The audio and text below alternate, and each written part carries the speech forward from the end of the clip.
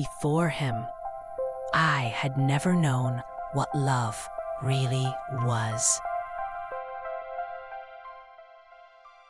Esther was in the attic looking for a book because her professor had asked her to write an essay at the university. Suddenly, a photo fell out of one of the books. It was old, and it showed a young couple. Esther recognized the smile and the eyes of someone she knew very well, her grandmother. But who was the young man? She had never seen that man before. Her grandmother looked surprised when she saw Esther holding the photo. Then she smiled and said, "Yes, that's him, the man who had always loved me. And yes, I loved him too. But my family." She stopped, remembering. It was impossible for us because they had wanted me to marry someone else. He was poor and I was rich. Before I met him, her grandmother began slowly, I had been very shy. I had spent most of my days reading and drawing. I had never thought much about love, and I had never trusted anyone with my heart. But he changed me.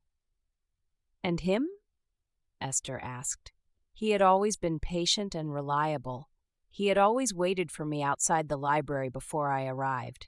He noticed small things about me that no one else had ever seen. He was the most kind and romantic soul I had ever met. I had never felt so in love before. We met in a quiet corner of the library because he had dropped a book accidentally. I picked it up and handed it to him. Our hands touched for a moment, and I felt something strange in my chest I had never felt before. From that day, we started meeting in secret. Quiet walks, small notes left in books, small smiles and laughs that felt bigger than anything else.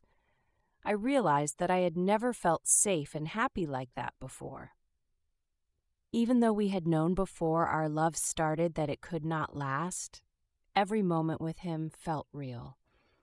I loved him completely, and I knew that no one had ever loved me more than him. Before he could tell me his plan, everything had already been decided. My family had planned my marriage. They had chosen the man I would marry. I had not been asked what I wanted. I had not been able to say no. He had waited for the right moment, thinking we could run away together. He had imagined that we could leave quietly and be free. But by that time, my parents had already made every plan. They had arranged the wedding, the house, the gifts. There was no space for me to change anything.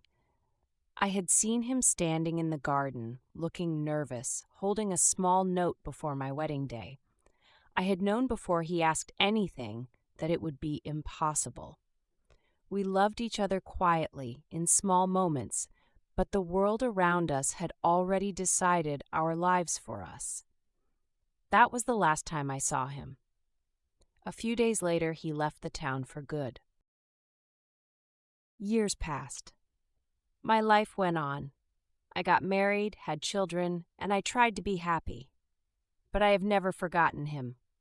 I remembered every small moment we had shared before he left.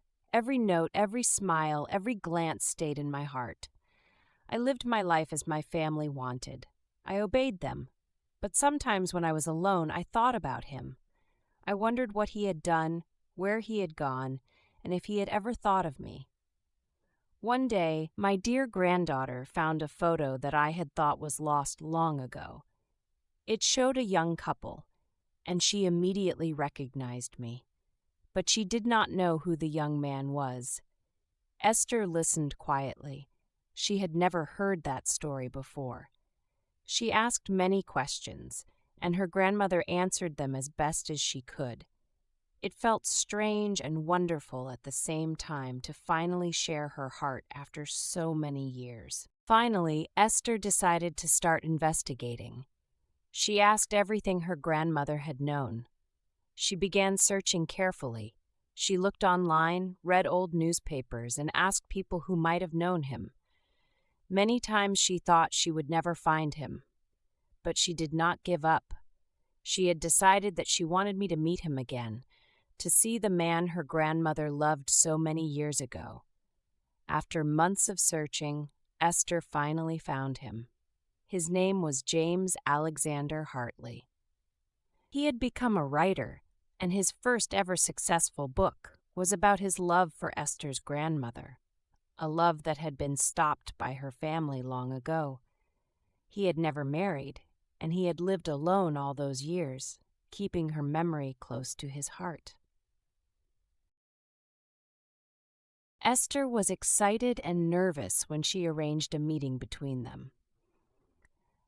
When they saw each other again, all the years apart seemed to disappear. They smiled, and their eyes spoke what words could not. Esther's grandmother had been widowed for many years, and he had lived alone, yet now they could finally be together. Not as young lovers torn apart by fate, but as two hearts reunited after a lifetime. At last, they were free to love each other in their own time, and the memory of a lost youth finally turned into a joyful present.